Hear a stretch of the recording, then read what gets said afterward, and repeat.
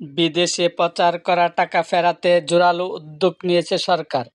এর অংশ হিসাবে অন্তর্বর্তীকালীন সরকারের প্রধান উপদেষ্টা ও অর্থ উপদেষ্টা বিভিন্ন আন্তর্জাতিক সংস্থা এবং দেশের রাষ্ট্রদূতদের সঙ্গে বৈঠকের সময় পাচার করা টাকা ফেরাতে সহায়তা চাইছেন। বাংলাদেশের আর্থিক গোয়েন্দা ইউনিট বিএফআইইউ বিভিন্ন ব্যক্তি ও প্রতিষ্ঠানের নামে অর্থ সম্পদ সম্পর্কে জানতে বিভিন্ন দেশে চিঠি দেওয়া শুরু করেছে। এখন পর্যন্ত ক্ষমতাচ্যুত আওয়ামী লীগ সরকারের প্রভাবশালী সাবেক ৮ মন্ত্রী, ৯ সংসদ সদস্য এবং তাদের স্ত্রী, সন্তান ও সহযোগীদের নামে অর্থ সম্পদের তথ্য চাওয়া হয়েছে। এছাড়া ৫টি ব্যবসায়িক গ্রুপের নামে বিদেশে থাকা অর্থ সম্পদের তথ্যও চাওয়া হয়েছে। এছাড়া আরও রাজনৈতিক নেতা, ব্যাংকার, আমলা, পুলিশ কর্মকর্তা ও ব্যবসায়ী তাদের গ্রুপের নামেও আছে অর্থ সম্পদের তথ্য চাওয়ার তালিকায়। দেশে তদন্ত শেষে পর্যায়ক্রমে বিদেশে সম্পদের তথ্য চেয়ে চিঠি দেওয়া হবে, খবর সংশ্লিষ্ট সূত্রের।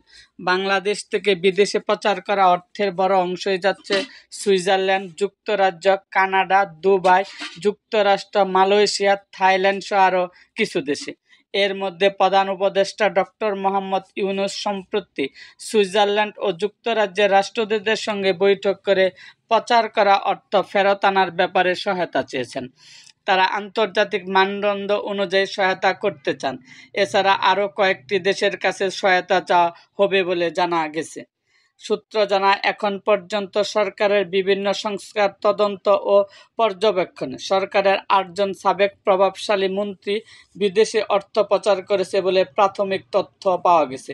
এর ভিত্তিতে বিএফআইইউ থেকে তাদের এবং তাদের স্ত্রী, সন্তান ও স্বার্থ সংশ্লিষ্ট কোম্পানির নামে তথ্য চাওয়া হয়েছে।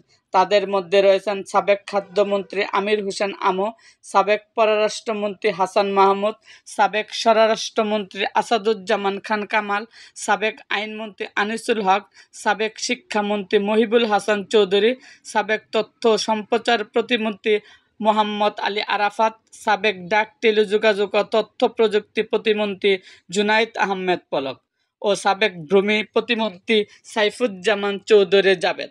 তাদের সঙ্গে প্রত্যেকের স্ত্রী, সন্তান, স্বার্থ সংশ্লিষ্ট ব্যক্তি ও ব্যবসায়িক প্রতিষ্ঠানের নামও উল্লেখ করে বিদেশে চিঠি দেওয়া হয়েছে। চিঠিতে তাদের নামে স্থাবর ও অস্থাবর কোনো সম্পদ থাকলে তা জানাতে অনুরোধ করা হয়েছে। প্রাথমিক তদন্তে বেশ কয়েকজন সংসদ সদস্যের নামও বিদেশি অর্থ সম্পদ থাকার তথ্য পাওয়া গেছে।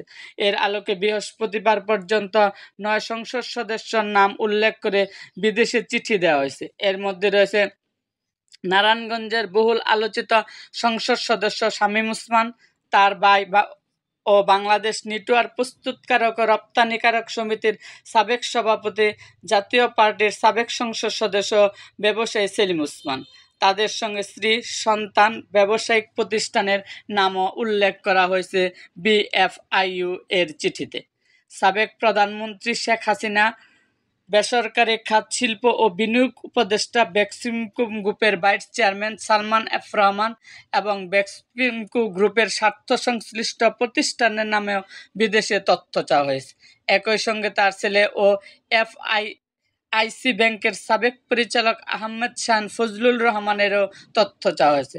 বাংলাদেশ ক্রিকেট বোর্ডের বিসিবি সাবেক সভাপতি ও কিশোরগঞ্জ ভৈরব সংসদ সদস্য নাজমুল হাসান পাপন এবং তার স্বার্থ সংশ্লিষ্ট ব্যক্তি ও প্রতিষ্ঠানের নামেও বিদেশি অর্থ সম্পদের তথ্য চাওয়া হয়েছে। সাবেক সংসদ সদস্যের মধ্যে আরও আছেন জামালপুর ৩ আসনের মির্জা আজম, সিরাজগঞ্জ ২ আসনের জান্নাত আরা হেনরি, ময়মনসিংহ ১০ আসনের ফাহমি গোলন্দাজ বাবেল, নাটোর ২ আসনের শফিকুল ইসলাম শিমুল, পিরোজপুর ১ আসনের মহিউদ্দিন মহারাজ। সাবেক সংসদ সদস্যদের প্রত্যেকের স্ত্রী, সন্তান, স্বার্থ সংশ্লিষ্ট ব্যক্তি ও ব্যবসায়িক প্রতিষ্ঠানের নামে অর্থ সম্পদের তথ্য চাওয়া হয়েছে। এছাড়া দেশে দুর্নীতি ও সরকারি সুবিধা নিয়ে অর্থ লুটপাট করার দায়ে বহুল আলোচিত বিতর্কিত ৫টি ব্যবসায়িক গ্রুপ ও তাদের কর্ণধার এবং স্বার্থ সংশ্লিষ্ট ব্যক্তি ও প্রতিষ্ঠানের নামে বিদেশে থাকা অর্থ সম্পদের তথ্য চাওয়া হয়েছে।